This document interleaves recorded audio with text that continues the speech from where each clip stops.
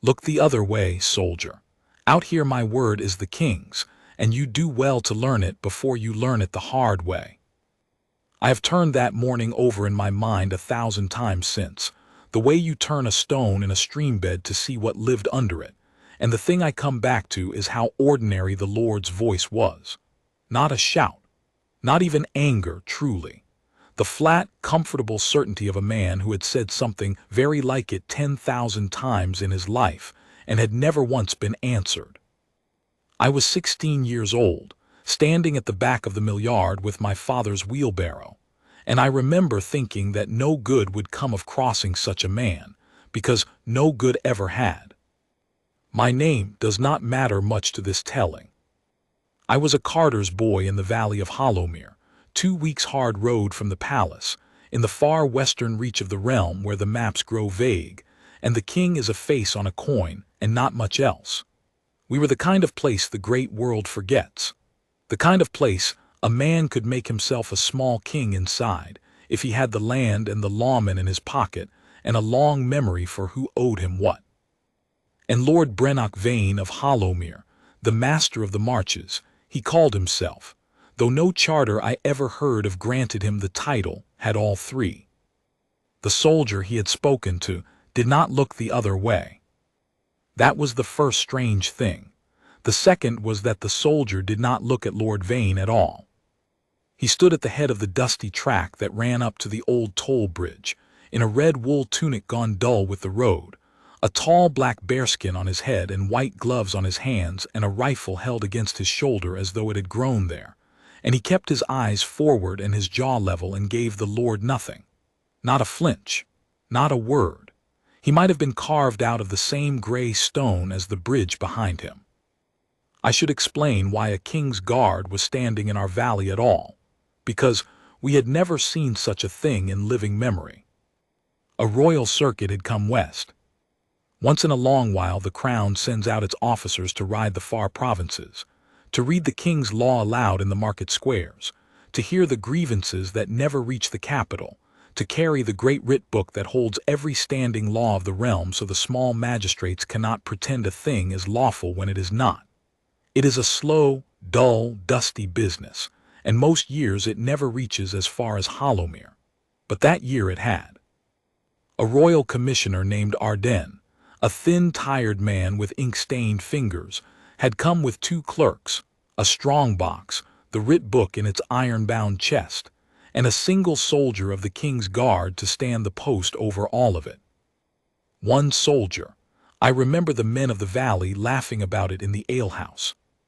One painted soldier from the palace, 2 weeks soft riding from anywhere that mattered, in a country where Lord Vane could put 40 armed men on the road by sundown.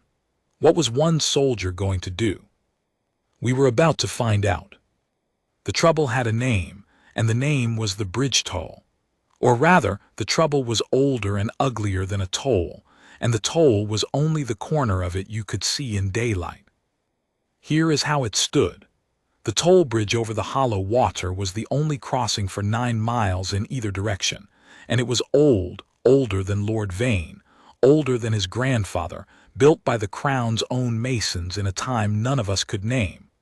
By the king's law it was a king's bridge, free to any subject on the king's road. That was carved into the stone of the gatehouse in letters worn nearly smooth. Free passage to all the king's people. I had run my fingers over those letters as a child and not known what they meant. But Lord Vane's grandfather had set a tollman on the bridge 3 generations back, in a hard year when the crown was looking elsewhere and no one had ever made him take it off. And over the years the toll had grown teeth. It was not a coin for passage now. It was a tithe. If your cart crossed to market, the tollman took a share of what you carried. If you could not pay in goods, he took it in labor, a day on the Lord's land for a day's market missed. And if a family could not pay at all, the custom of Hollowmere, Lord Vane's custom, made law by nothing but the length of time he had got away with it, was that the Lord's men took the family's beasts, or their tools, or the lease on the strip of ground they farmed, and the family went on to the Lord's books as debtors, and a man on the Lord's books in our valley did not come off them while he lived. That was the custom the soldier had been told to look the other way at.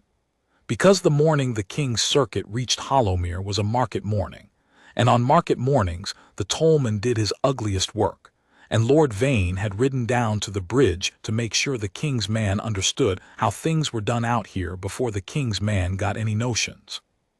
The family at the gate that morning was the Larks.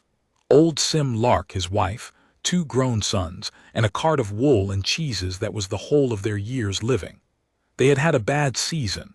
The rot had been in their flock, and they could not pay the tithe.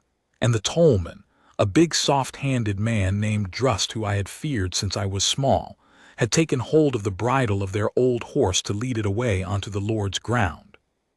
Sim Lark had his hand on his horse's neck and would not let go, and his wife was crying without sound the way old people cry, and his sons were standing with their fists closed and their faces white, because they knew what happened to men who raised a fist to Drust.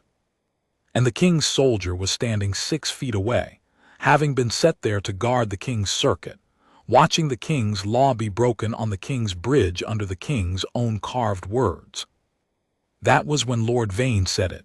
"Look the other way, soldier. Out here my word is the king's."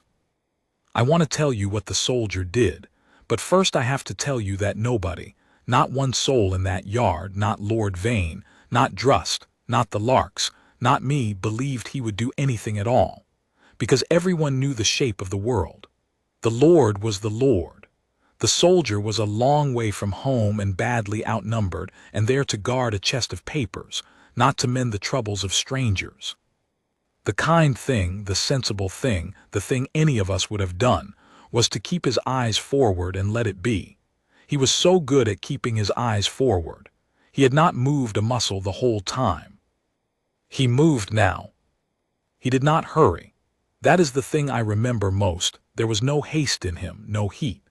He brought his rifle down from his shoulder in one smooth motion, not to point it, only to hold it across his body the way a man holds a thing he means to keep, and he took 3 paces to the side, square, and even like a man marking a parade ground, until he stood between Drust's hand and the Lark's horse.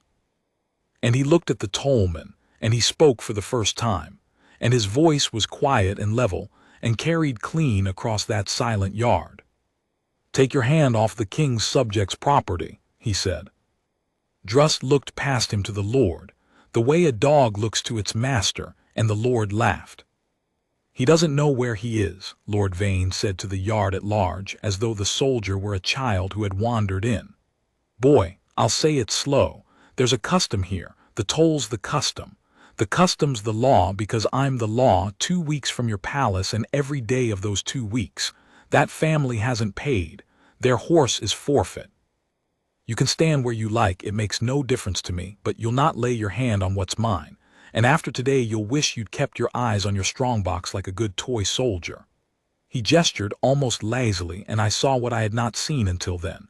There were men coming down the track behind him. The Lord's men. 6, 8, 10 of them with staves and 1 or 2 with old swords drawn down to the bridge by the smell of trouble. 40 by sundown, I thought. 1 soldier. The soldier did not look at the Lord's men. He looked at the worn letters carved over the gatehouse, and then he looked at Lord Vane, and he said the words I have carried in me for the rest of my life. "I can read, my lord," he said. "It says free passage to all the king's people." It was the crown that carved it. Whatever the custom is here, the law of the realm is older than your grandfather, and I serve the law, not the custom, not you. He let that sit a moment, then still quiet. The horse stays with the family. The bridge stays open, and the writ book is 40 paces up that road with the king's commissioner beside it and every word of the king's law in it. So if you tell me again that your word is the king's, I will walk you up to the book and we will look. You could have heard a leaf fall in that yard. I had never in my life heard anyone say no to Lord Vane. I did not know it was a thing a person could do. I think half the valley felt the ground shift under them in that moment. The way you feel it when a thing you believed was as fixed as the hills turns out to have been only a man's say-so all along. Lord Vane stopped laughing. "You're a long way from anyone who will back you, soldier," he said, and the comfort had gone out of his voice and something colder had come into it. 2 weeks' road. You think the king even knows the name of this valley? You think anyone's coming? I could put you in the hollow water and there'd be no question asked from here to the sea. Out here, I am what there is. Then we are both about to find out what I am, the soldier said, when there is no one to back me. And he did not move. I have to make you understand what that took. He was outnumbered 10-1, 2 weeks from the nearest man who outranked the Lord, and he had no idea, none of us did, whether the crown would ever hear of this, or care if it heard. The easy whisper was right there in the air for him to take. This is not your valley, these are not your people. The chest of papers is your duty and the larks are not. Keep your eyes forward. You were always so good at keeping your eyes forward. He kept his eyes forward, but he had turned where forward pointed. That was the whole of it. He had decided what he was facing, and he had faced it, and now he simply did not stop facing it. And a man who will not stop is a strange and frightening thing to a man who has only ever met men who could be made to stop. Lord Vane's hand twitched toward his men. And I, 16 and terrified and certain I was about to watch a king's soldier killed on a bridge in a valley God had forgotten, did the only thing I have ever done that I am wholly proud of. I dropped my father's wheelbarrow, and I ran for the commissioner. I ran the 40 paces up the track and burst into the old tithe barn where the king's circuit had set up its court, and I must have looked half mad, because the 2 clerks rose from their stools and the thin, tired man with the ink-stained fingers, Commissioner Arden, looked up from the great iron-bound book on the trestle and said, "Boy, what is it?" "The soldier," I gasped, "down at the bridge, the Lord's going to kill him. He stood up for the larks, and the Lord's got 10 men, and he says out here his word is the king's, and he can put the soldier in the river, and no one will ask." I expected the commissioner to go pale, or to shout for help that did not exist, or to do any of the things a frightened man does. Instead, he set down his pen very carefully in the groove of the trestle, and a kind of weary iron came into his face, and he said, "Did he now?" He stood. He was not a big man, and the road had used him hard, but he stood the way the soldier stood, and I understood for the first time that the king's law was not only carved in stone over a gatehouse. It walked, sometimes, on tired legs in dusty boots, and it had walked 2 weeks to get to us. "Roll the book," he said to his clerks. "Both of you, bring it down to the bridge. We will hold the court where the law is being broken. And to me, lead on, boy, quickly. But you do not run, and you do not show fear, because we are the king's circuit, and the king's circuit does not run." So we did not run. We walked down that track at the measured pace of men who are not afraid, the 2 clerks carrying the iron-bound chest between them, the commissioner ahead with his head up, me at his elbow with my heart going like a hammer. And I learned something in those 40 paces I have tried to teach my own sons since, that the slow walk of a man who will not be hurried can be a more frightening thing than any charge if the man has the right behind him. By the time we reached the bridge, half the market had gathered at the edges of the yard, and they parted to let the chest through, and I heard the word run through them like wind through barley. "The book, the king's book, they've brought the king's book down." Lord Vane had not killed the soldier. I think now he had been on the very edge of it, his hand a breath from the signal, and that what stopped him was not mercy, but calculation.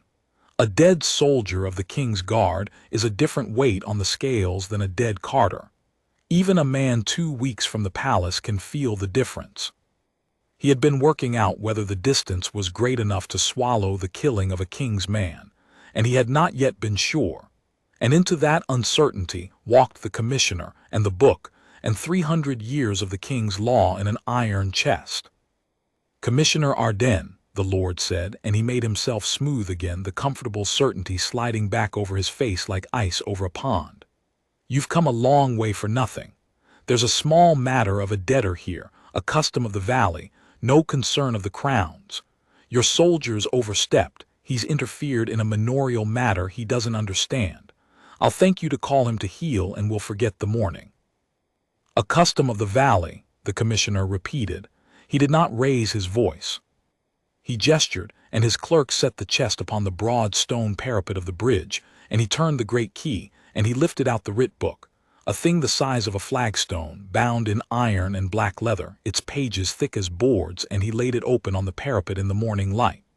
My lord, I have ridden the king's circuit 11 years. I have heard the word custom in every valley in this realm, and I will tell you what I have learned. A custom is a thing men do. A law is a thing men may do. They are not the same word, and the day they became different words is the day this realm stopped being a place where the strongest man in the valley owns the rest. Now, he licked his thumb and began to turn the heavy pages, and the whole yard watched his thumb. You say the toll is your right. Let us look. You say the family's horse is forfeit by the custom. Let us look. The king's law is not a secret kept in a palace, my lord. It is written down on purpose in a book any subject may demand to see, so that no man can stand on a bridge and say my word is the law and make it so by saying it. That is the entire reason for the book. Let us look at the book. I have thought a great deal about why the book frightened Lord Vane more than the soldier's rifle had. The rifle he understood. It was a thing of force, and force he had more of, 10 to 1. But the book did not care how many men he had. It had been written by men long dead and would be read by men not yet born, and it said what it said whether the Lord liked it or not, and no number of staves could change a single word on a single page. He had ruled Hollowmere by being the only authority the valley had ever been able to see. Now there was a second authority, older than his house, standing open on the parapet, and it did not answer to him. The book's a long way from the palace too, he said, but his voice had lost something. Words on a page. Who enforces it out here? You, 3 clerks and 1 soldier. I have the men. You have the men this morning, the commissioner agreed. I do not dispute it. If you set your men on us, my lord, you will very likely win the bridge. I am not a fool, and I will not pretend the odds. But here is the thing you have not let yourself think about, because no one out here has ever made you think about it. He looked up from the book. When the king's circuit goes out, it goes out and it comes back. That is the whole nature of a circuit. We are expected. There is a clerk in the capital with a list, and on his list is the line that says the circuit reached the western reach in the spring and is due back by the harvest. If we do not come back, if a commissioner and his clerks and a soldier of the King's Guard simply vanish in the valley of Hollowmere, that is not a thing the distance swallows, my lord. That is a thing the distance shouts. One missing Carter, the world forgets. One missing circuit of the crown, and the crown comes west to find out why, and it does not come as one tired man with a book. It comes as a column. So you may have the bridge this morning, but you cannot have it and keep it quiet, and a thing like you cannot survive being looked at. You have built everything you own on no one looking. It was very still on the bridge. And then the soldier, who had not moved or spoken through all of it, who had stood the whole time between Drust's hand and the lark's horse like a post driven into the ground, said one more thing. He did not say it to the Lord.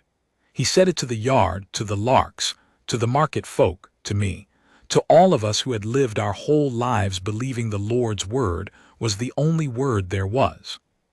You are the king's people, he said. It is carved on the gate. It was true before this Lord's grandfather, and it is true this morning, and it will be true when he is gone. You do not have to ask his leave to be it. I want to be honest about what happened next, because the stories the valley tells now have smoothed it into something neater than it was. The Lord did not crumble. Men like Lord Vane do not crumble on a bridge in front of the people they have ruled. They cannot afford to, and they know it. And so the most dangerous moment was not the first refusal but the moment after, when the Lord understood he was being looked at, and had to decide whether to back away or to double the wager and hope the looking would not matter. He doubled the wager. I'll tell you what the custom is then, Commissioner, since you want it read out, he said, and he raised his voice now so the whole market could hear, and there was an ugly confidence in it, the confidence of a man playing his strongest card. The custom is that this valley is mine, given to my house by the crown 4 generations back, with the rents and the dues and the keeping of the peace, and the tolls part of the dues, and the law of a manor is the Lord's to keep. You can waive your book. The book gave my house the valley in the first place. So either your book contradicts itself, or your soldier's a fool, or you're here to tell the king's own loyal lord that the crown's word means nothing the moment a farmer doesn't fancy paying his due. Which is it? Go on. Read it out. Read out the part where the crown takes back what it gave. And here, I think, is where Lord Vane made the mistake that undid him, though none of us could see it yet. He had reached, in his certainty, past the toll and past the larks, and he had laid his hand on the one thing the commissioner had crossed a kingdom carrying. He had dared the book to be read. He thought the book was on his side, because his grandfather had told his father and his father had told him that the crown had given them the valley, and a thing you are told from the cradle feels truer than a thing you read. The commissioner did not answer at once. He turned the heavy pages back and back, through years of the realm's law, and the only sound on the bridge was the dry sound of the pages and the river under it. And the soldier stood his post, and I held my breath. "Here is your grant, my lord," the commissioner said at last, "the grant of the valley of Hollowmere to the house of Vane in the king's own hand, 4 generations back. You are right that it gave your house the valley. You are right that it gave your house the rents and the dues and the keeping of the peace." He laid his finger on the page. "Shall I read you the next clause, the one your grandfather seems not to have read to your father?" He did not wait for leave. He read it out, slow and clear, into the morning, and every soul in that yard heard it. "Provided always, and the grant is conditional upon it, that the Lord shall hold the said valley in the king's peace and under the king's law, shall lay no toll upon the king's free bridges, shall take no man's goods nor beasts nor land, but by the lawful judgment of the king's court, and shall keep free passage to all the king's people upon the king's roads. And should the Lord do otherwise, the grant is void in that part, and the Lord answerable to the crown as any other subject who breaks the king's law." He looked up. "The book does not contradict itself, my lord," he said quietly. "It gave your house the valley on the king's terms. The toll was never yours to lay. The lark's horse was never yours to take. The custom was never law. It was a breach of the very grant you stand on, repeated so long that you came to mistake it for your right. You did not inherit a kingdom out here. You inherited a duty, and you have spent 3 generations failing it, and this morning the king's circuit has come to read you the part you skipped." The valley did not cheer. We were too frightened, and too astonished, and too unused to the feeling rising in us to make a noise. But I felt it move through the crowd like the first warmth of a thaw, 100 people realizing all at once that the thing pressing on their lives had never been the law but only a man, and that the real law, the carved-in-stone law, had been on their side the whole time, and they had never known to ask for it. Lord Vane felt it too.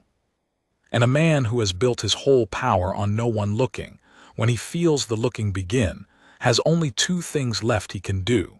He can yield, or he can frighten the looking back into the ground while he still has the men to do it. "Enough," he said, and he stepped down off the smoothness entirely, and his face was a hard, ugly thing now. "Drust, take the horse. Men, clear the bridge. The commissioner and his clerks may go back to the capital and tell the king his roads are kept. The book goes in the river." He smiled, and it was the worst thing I had ever seen. 2 weeks' road, Commissioner, long enough for a great many accidents. His men came forward, and the soldier moved for the second time. He did not raise the rifle to fire it. I want that understood, because the valley tells it both ways now, and only one way is true. He brought it up across his body, into the bar a soldier makes when he means to hold a line and not to take a life, and he stepped back 1 pace so that the open writ book on the parapet and the commissioner and the 2 clerks were all behind him, and he set his boots on the crown of the bridge square, on the worn carved letters that said free passage to all the king's people, and he became the thing he had been trained his whole life to be, a wall. Not a weapon, a wall. The line past which a wrong would have to come through him, in full view of the whole market, by daylight, with their own neighbors watching. "The book stays," he said. "The bridge stays open. The family keeps the horse. I am one man and you are 10, and I cannot stop 10 men if 10 men are willing to be the men who beat a king's soldier to death on a king's bridge in front of their own village. But I can make every one of you choose it. You will not get to say afterward that you didn't know. You will have to come through me to do it, and the people you have to live beside for the rest of your lives will watch you do it. So come, if you're coming, but know what you're doing while you do it." The Lord's men stopped. It was not courage in them, and it was not goodness, and I will not pretend it was. It was the thing the soldier had built with his stillness all morning, made plain at last. He had taken the matter out of the dark, where Lord Vane's power lived, and stood it in the open, where it could be seen, and he had made each of those 10 men understand that they were no longer obeying a lord in private. They were committing a murder in public, on a king's soldier, over a farmer's horse, in front of their mothers and their children and the king's own commissioner, and the king's own book lying open in the sun. The distance that had made the Lord bold had not made his men bold. The men were not 2 weeks from the palace. The men were 10 feet from people they knew.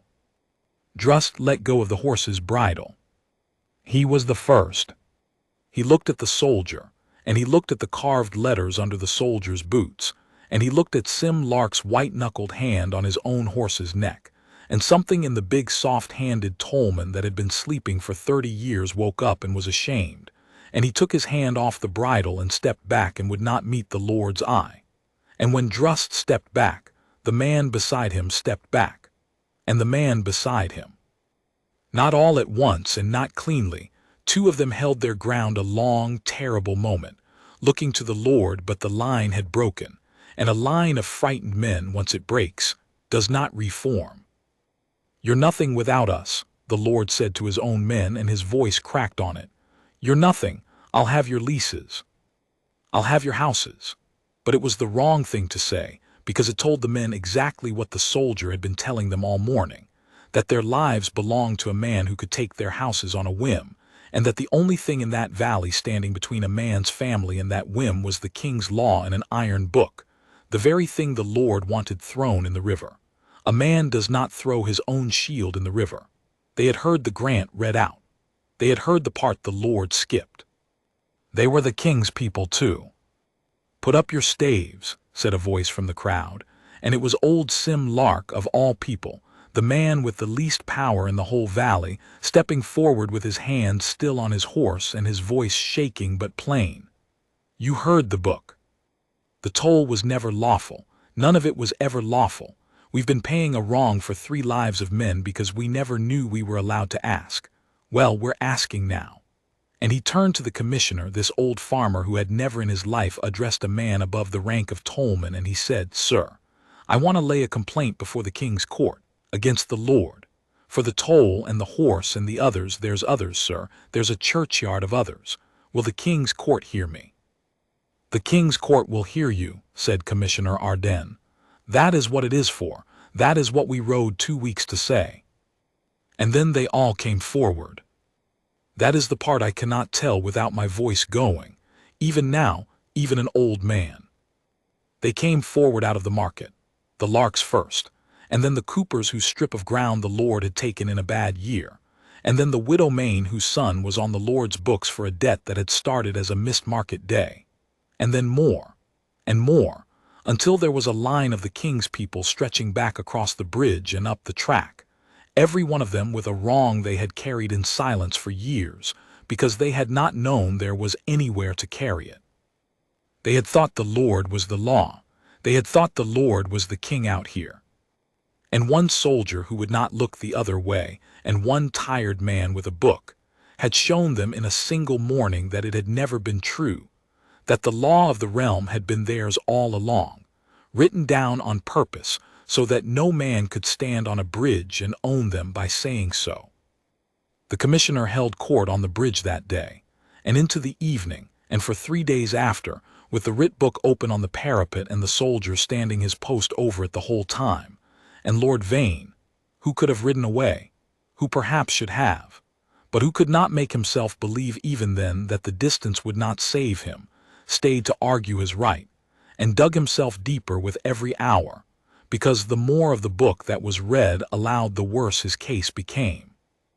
But I am getting ahead of the thing that matters most, which is the part where the crown came west, because Lord Vane had been right about one thing. 3 clerks and 1 soldier could not, in the end, hold the valley against a lord with 40 armed men and a lifetime of obedience to draw on. The morning on the bridge was a beginning, not an ending. What turned the beginning into an ending was that the king's circuit goes out and comes back, and someone in the capital was holding a list. On the 3rd day, while the court still sat on the bridge, Lord Vane did the thing the commissioner had warned him not to do.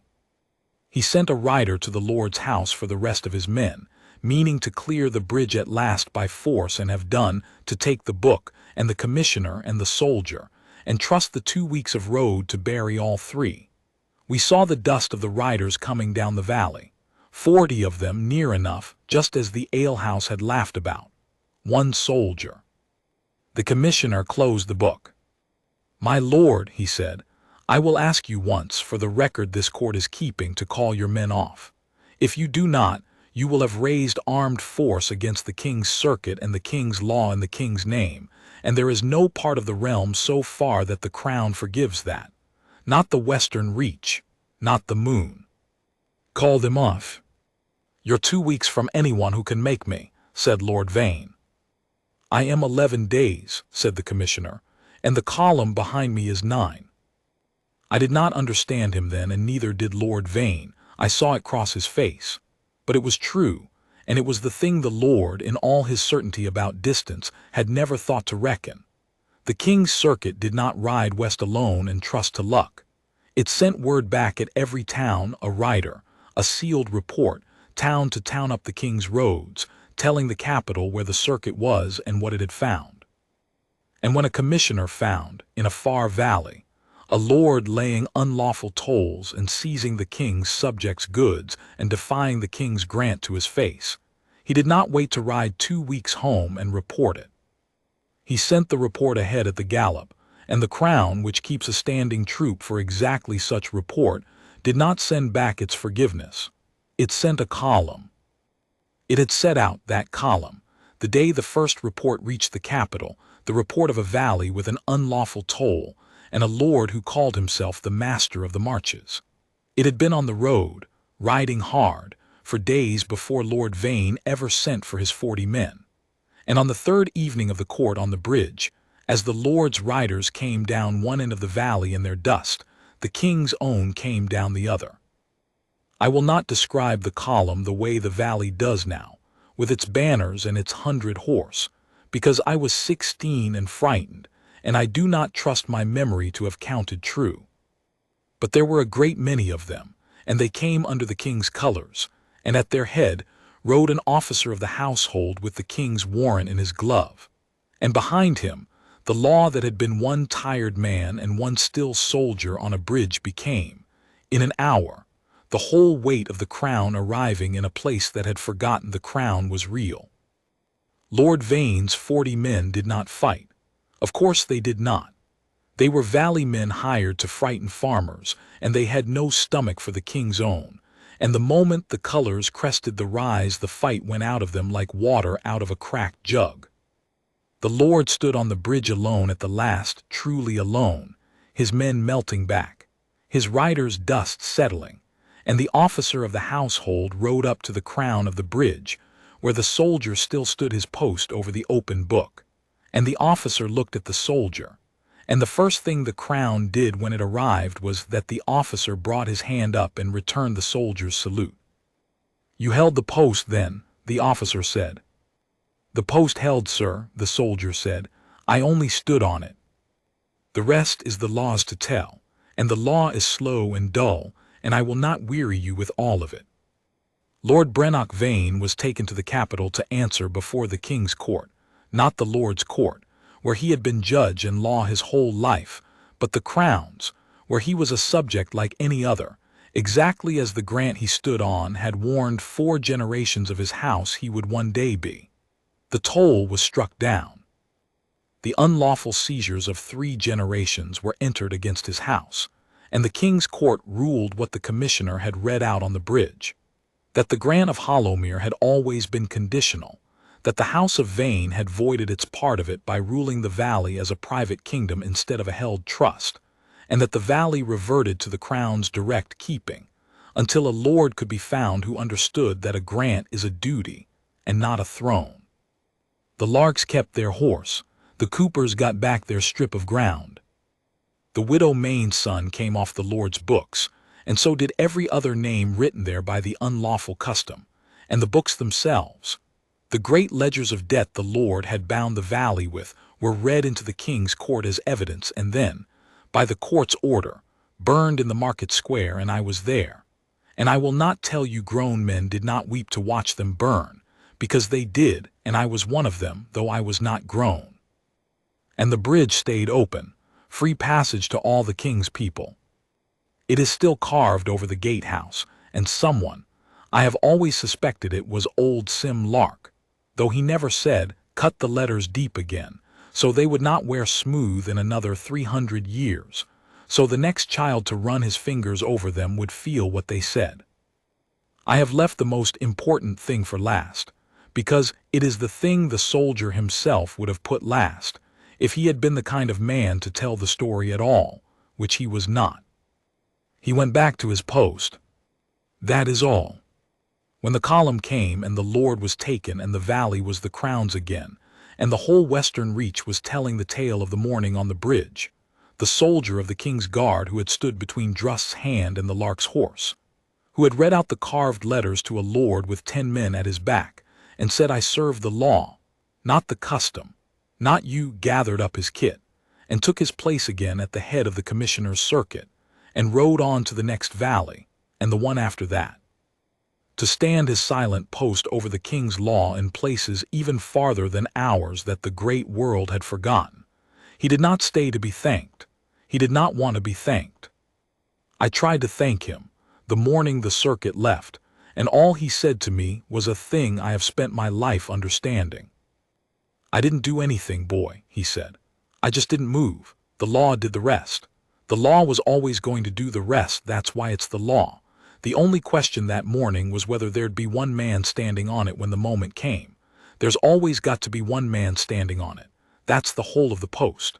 And he looked at me, 16 and ragged and certain I would never amount to a thing in a valley God had forgotten, and he said, it doesn't have to be a soldier. Anyone can stand on the law, you can. The day you see a strong man tell a frightened one that out here his word is the king's, you'll know it for the lie it is now. So stand on it. You won't be as alone as he wants you to think. I have stood on it since. I have not always stood well, and there have been mornings I looked the other way and have been ashamed, because I knew better, because a soldier taught me better on a bridge when I was a boy. But I have stood on it more often than I would have, and I have taught my sons to stand on it, and when they ask me how I know it works, how I know that one man on the right side of the law is not just a fool about to be put in a river, I tell them about the morning the king's circuit came to Hollowmere. The Lord thought he was the king out here. He had thought it so long he had carved it into the shape of his own life, the way the old toll had worn a groove in the bridge. And a single soldier, 2 weeks from anyone who could back him, with no way of knowing whether the crown would ever hear of it or care, stood on the king's law and would not move. And the law he stood on turned out to be older than the Lord's house and longer than the Lord's reach and stronger than the Lord's 40 men. And behind it, when the moment came, stood the whole weight of a crown that does not, in the end, forget its people, no matter how far the road or how vague the map. Out here the Lord had said, my word is the king's. He was wrong. The king's word was the king's, and it was carved in stone over a bridge in a valley he thought he owned, free passage to all the king's people, and it had been waiting there the whole time for one man with the discipline to stand on it until the rest of the realm could come. It came, it always comes. You have only to be the one who is still standing on the law when it does.